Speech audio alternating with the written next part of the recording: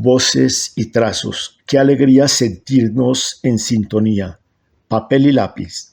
Centenario de una de nuestras novelas emblemáticas.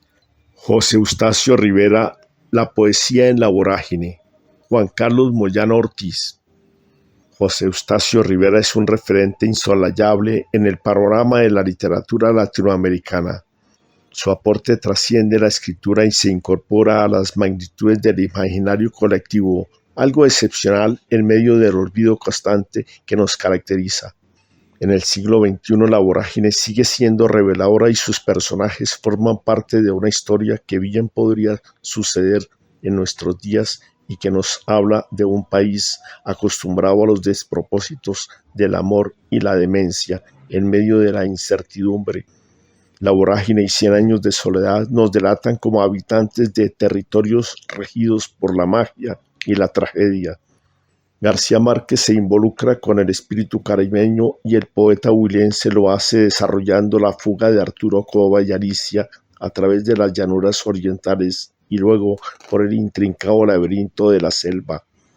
En ambas narraciones, Bogotá es una referencia límite en los mapas literarios a partir de situaciones relacionadas con personajes femeninos, Alicia y Fernanda del Carpio, dos jóvenes bogotanas de familias venidas a menos. Son varias las coincidencias de estas novelas emblemáticas de la literatura colombiana que parecen mostrar partes de un rompecabezas que deja ver semejanzas y diferencias en la composición de un país que se complementa y se contrapone entre rasgos culturales diversos y el factor común de la violencia. Rivera es ante todo un poeta que emerge de la metáfora, de la matriz de la palabra, dotado de una sensibilidad que le permite compenetrarse con la esencia de los ambientes naturales y con las fibras sutiles de los seres humanos. Es un poeta de troncos y raíces, de fragancias de monte y palpitaciones salvajes. Su prosa es caudalosa, febril, abarca aspectos que están más allá de lo descriptivo. Su aliento poético evoca, recrea, produce nuevos significados en las visiones del lector y transmite niveles emotivos que dejan vislumbrar lugares insospechados y mundos personales abatidos por los vendavales del destino, como en la tragedia clásica donde la existencia está expuesta a los rumbos de lo inevitable. Sin lugar a dudas, José Eustacio Rivera no es un escritor citadino, pero tampoco es un autor provinciano. En La vorágine ironiza la condición veleidosa de los bates de ciudad y elogia la sustancia, la acción, el encuentro con la naturaleza. Es un poeta de fuertes acentos pasionales, con un voltaje narrativo torrentoso, híbrido, que no se detiene en el costumbrismo pintoresco. Rivera despliega una mirada telúrica y se nutre del léxico y la rítmica de los regionalismos para generar una poética delirante, fértil en imágenes de vigorosa musicalidad. En la prosa de Rivera resuenan los vientos, las tempestades, los cascos de los caballos, el rumor de los pajonales, el fuego crepitante, el follaje de la selva, las voces de los ríos misteriosos, las blasfemias, los quejidos de pasión y sufrimiento, los cantos atávicos y los silencios insondables. Resuenan los ecos de la sangre, la circulación de la savia en los ramajes, los pasos de noches fantasmales, la lengua del látigo y el estrépito de los disparos, teniendo como fondo una sinfonía de insectos y de aves. Entre pasajes épicos y circunstancias trágicas, la historia de Arturo Cova y Alicia bordea el melodrama y juega con los ingredientes de la aventura, pero lejos del folletín se acerca a la crónica, a lo dramático y propone personajes caracterizados de manera compleja, trazando perfiles psicológicos hábilmente diseñados por un autor que, gracias a su aguda visión, resulta gran retratista de caracteres y excelente pintor de paisajes.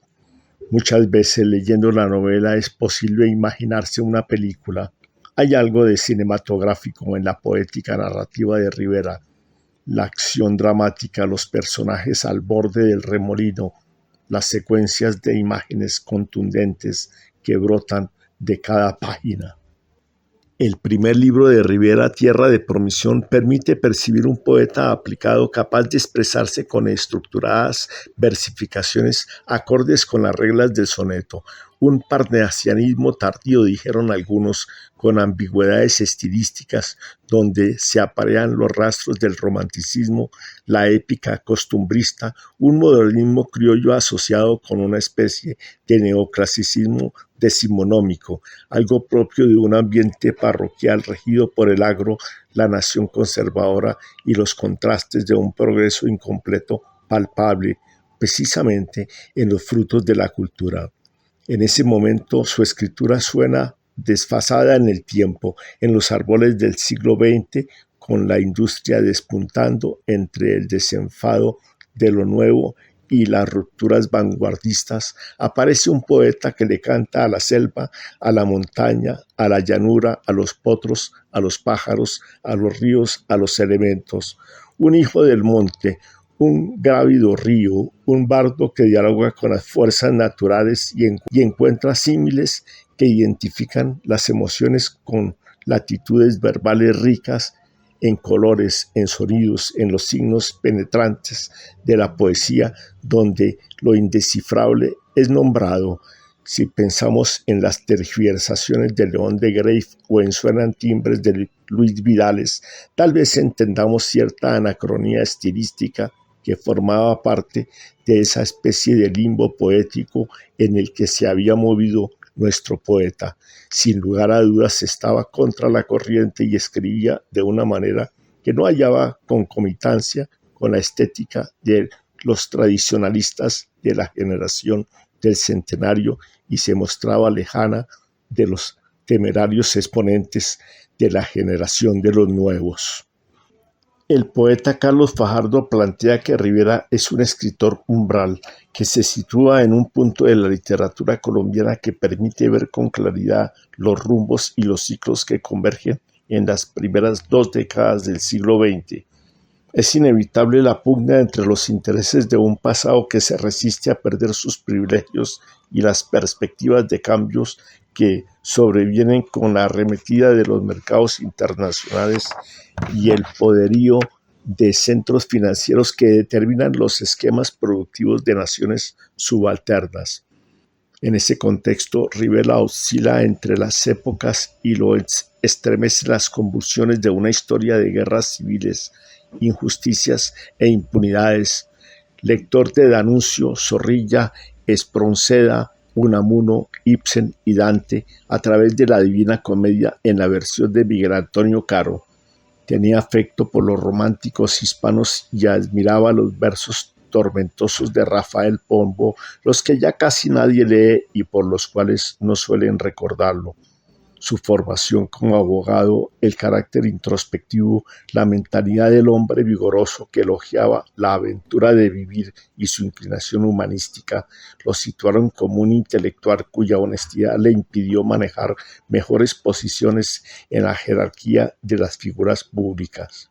El novelista Óscar Collazo deduce que la vorágine cierra un prolongado trayecto de la literatura del siglo XIX y reúne las expectativas que se avisoraban en la perspectiva de la historia literaria del siglo XX en los países de América Latina, mezcla de mundos, suma de opciones, decantación turbia de tradiciones y rupturas. Nacido en la provincia profunda, al sur, cerca a Neiva, en San Mateo, hoy Rivera, el escritor tenía una rama de su familia con ascendientes políticos y militares y él mismo fue nombrado parlamentario por el Partido Conservador. Sin embargo, su pensamiento y sus posiciones críticas frente a la entrega oficial del Canal de Panamá o al tema de fronteras, donde los gobiernos colombianos habían sido ineficientes, presentan la personalidad de un liberal romántico que pretendió desarrollar alegatos de dignidad nacional en una Cámara de Representantes donde predominan las artimañas y los intereses creados. Ni el clero, ni los notables de su región, ni el ministro de Guerra estuvieron de acuerdo con Rivera, cuya vida política fue realmente efímera. En 1926 declaró en una entrevista, aparecía en lecturas dominicales, que de la política solo había sacado el conocimiento de los hombres de sus miserias. Abogado graduado en la Universidad Nacional, no tuvo relevancia en sus litigios y tal vez por eso el derecho más bien le sirvió de mecanismo para lograr las vivencias que alimentaron su literatura. Cuando viajó a los llanos orientales ejerciendo la profesión o cuando siendo parte de una comisión de fronteras pudo conocer los ríos de la selva y las huellas de otras culturas. No es en los sonetos de Tierra de Promisión donde brilla como poeta, así como no es el autor dramático el que sobresale en la obra de teatro Juan Gil. Es en la vorágine donde se acrecienta el poeta y se evidencia el trágico que subyace en el novelista. Sin pensarlo quizá, cuando escribió la novela, estaba logrando un desafío frente al concepto de lo poético y lo narrativo. Sin lugar a dudas, es un libro que se erige en el origen de una novelística con recursos expresivos llamados a renovar la literatura latinoamericana. Los de abajo, La vorágine, Don Segundo Sombra y Doña Bárbara son novelas que hablan de manera manifiesta de problemáticas que atañen a la pertenencia de un continente que comenzaba a mirarse a sí mismo. La diferencia con La vorágine es el voltaje que alcanza el lenguaje y el sobrio atrevimiento para transgredir las estructuras convencionales del relato del realismo lineal. El gran escritor uruguayo Horacio Quiroga, conmovido por su lectura, se atrevió a decir que La vorágine era el libro más trascendental que se había publicado. Se refería al escritor colombiano como a un poeta y lo subrayaba exprofeso, señalando que La vorágine, por encima de sus grandes cualidades novelísticas, era un inmenso poema épico. Por otro lado, el investigador Luis Carlos Herrera hace notar que Rivera realiza el acontecimiento de mayor importancia en la literatura latinoamericana del siglo XX. Sin los elementos propios del verso, da a la prosa el clima y la tensión propia de la poesía. En la primera edición de La vorágine sobresalen persistentes endecasílabos y alejandrinos adheridos a la prosa como esquemas recurrentes que no permiten el curso de la fluidez narrativa. Rivera, con la ayuda de amigos como Miguel Rach Isla o el poeta Rafael Maya, revisa el texto y descabeza las asechanzas métricas de frases que tienden a sonar como versos. Luis Eduardo Nieto Caballero, en un pormenorizado artículo publicado en El Gráfico a finales de 1924, se viene lanza en ristre contra la principal debilidad de la novela. Comillas, tiene un defecto este libro, se ve al poeta que está escribiendo prosa sin poder escapar a la obsesión tiránica del ritmo, comillas. Es un problema técnico, afectado por el ejercicio del escritor apegado a la métrica del verso y acostumbrado al molde del soneto. A Rivera le sobra el ímpetu del poeta de respiración fogosa y le falta el oficio sostenido del prosista. Enfrenta la dificultad y depura la novela. Lo poético de la narración no es la versificación latente, los ritmos entrecortados y las rimas innecesarias. La poesía está en el vuelo del lenguaje, en la fuerza de las imágenes, en las evocaciones conmovedoras que el escritor logra con el uso de la palabra. La transmite como parte de la novela mediante el rol del protagonista, el poeta Arturo Cova, eje y pretexto del relato, personaje contradictorio, cronista de su propia aventura y de las realidades que descubre en el camino complicado de una fuga que se transforma en persecución obsesiva y en la búsqueda del más doloroso derrotero, sino fatal, sino irreversible, camino que conduce a los círculos de un infierno donde se extravían los rastros de la terca existencia. Entonces las frases excitadas y las ideas de Cova quedan plasmadas al rojo vivo, adoptando el furor del poeta. Seguramente José Eustacio se identifica y a la vez se diferencia del personaje para crear un nivel de distancia sin dejar de mostrar los impulsos de su propia personalidad. Rivera, con habilidad oficiosa, logra que realidad y ficción constituyan una tercera orilla por cuyo cauce sutil se desenvuelve la trama de la novela. No todos los críticos de la vorágine apreciaron su importancia. Baldomero Sanir Cano opina sin indulgencias y exalta el libro de Rivera como relato de costumbres de la naturaleza y de la vida animal, pero lo merma como novela y le acusa un estado de languidez y dispersión en el hilo conductor de la historia narrada. Sin embargo, el mismo Sanir Cano reconocía la, comillas, rica onda de emoción lírica en que están bañadas sus mejores páginas, comillas. Frente al espíritu poético de Rivera no hay discusión y su realización literaria es vista con fuertes controversias de extremas valoraciones. Hay críticos encarnizados que exigen una estructura convencional ante un texto que se desborda como los ríos amazónicos y que envuelve a los personajes en el remolino de una historia contada desde varios puntos de vista, incluyendo el del propio autor, que se permite licencias que funden su voz con los pensamientos de los personajes. Aspectos que años atrás podían pertenecer a las categorías relativas de lo incorrecto y que décadas más tarde pueden ser rescatadas como posibilidades que auguran las transgresiones inimaginables de la posmodernidad.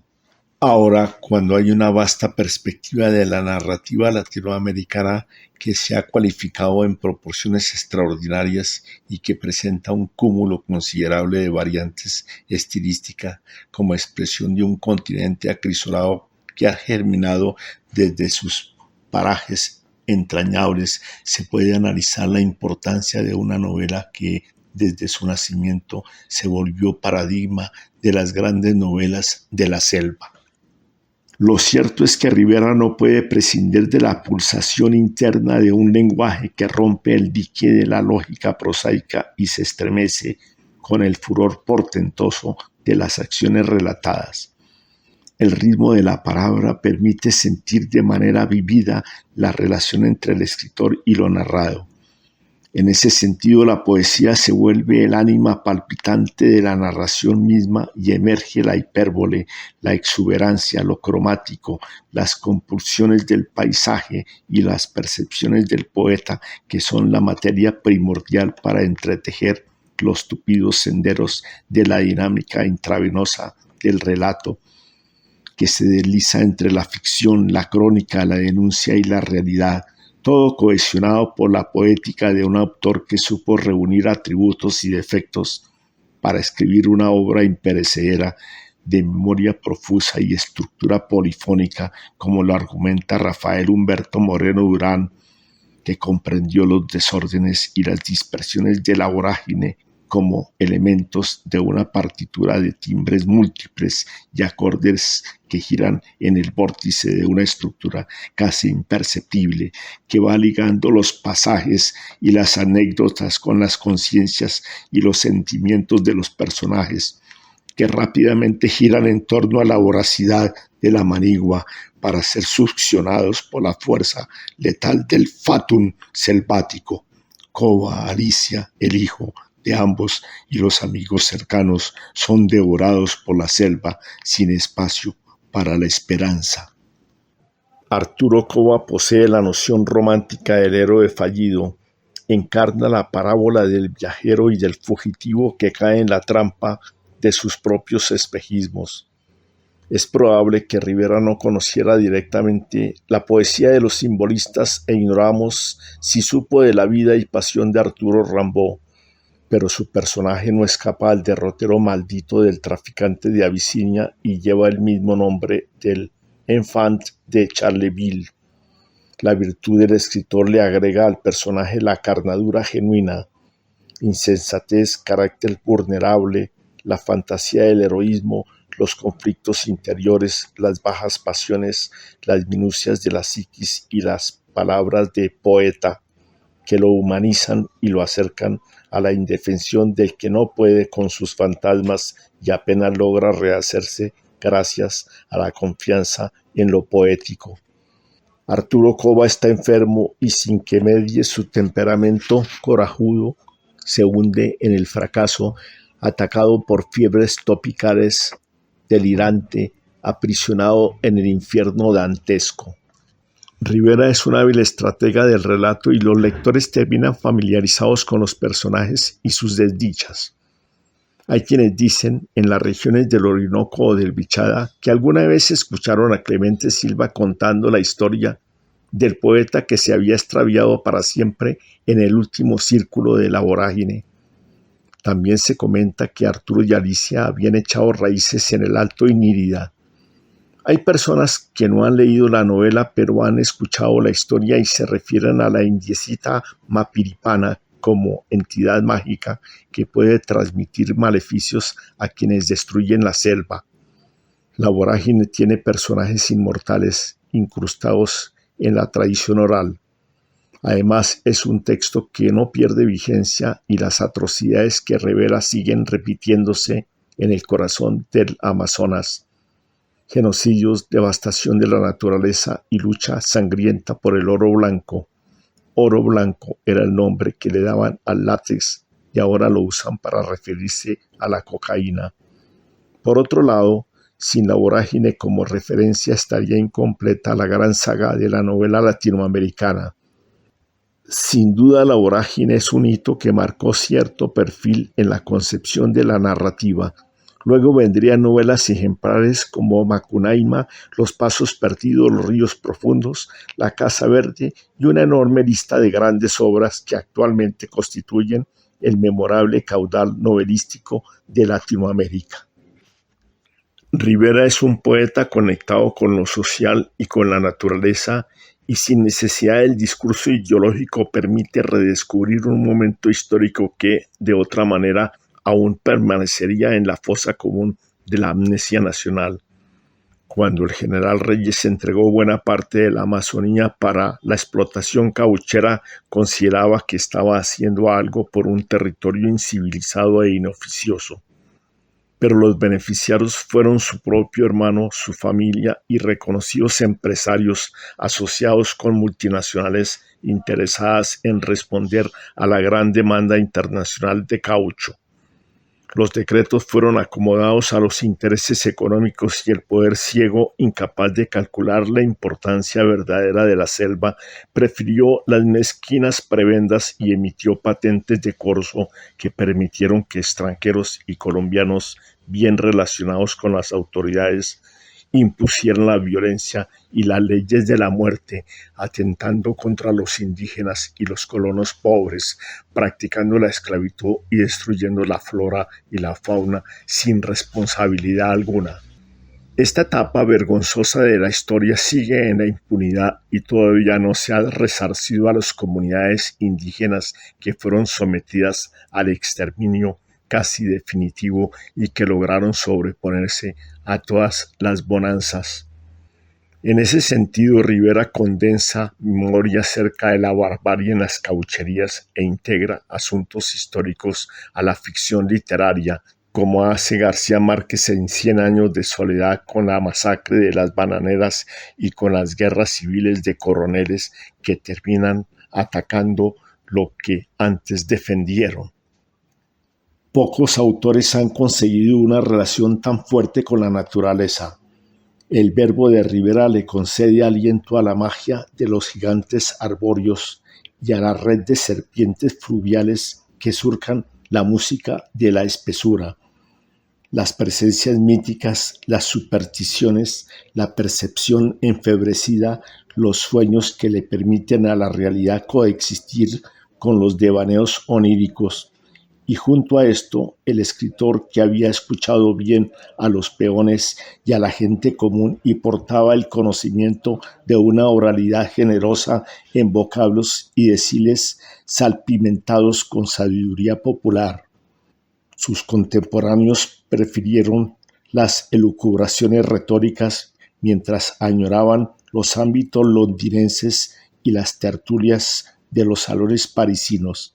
Quizá por eso Rivera no lograba compenetrarse con la fauna intelectual de una ciudad aldeana a principios del siglo XX, con ínfulas de metrópoli greco-santafereña. Después de viajar a La Habana presidiendo una legación oficial a un congreso de emigración e inmigración, decide trasladarse a Nueva York, donde se instala y funda la editorial Andes con el ánimo de difundir literatura latinoamericana. Alcanza a publicar la última edición de La Vorágine y envía 2 ejemplares con el piloto del primer vuelo Nueva York-Bogotá, uno para el presidente de la República y otro para la Biblioteca Nacional. Es un hombre todavía joven, lleno de planes. Trabaja en una nueva novela, La Mancha Negra, donde trata ciertos asuntos relacionados con el petróleo. Comentó a sus amigos que era un tema con tono de denuncia que podría levantar ampollas en las altas esferas del gobierno y en los intereses multinacionales acostumbrados a negociar recursos naturales de manera ventajosa y colonialista.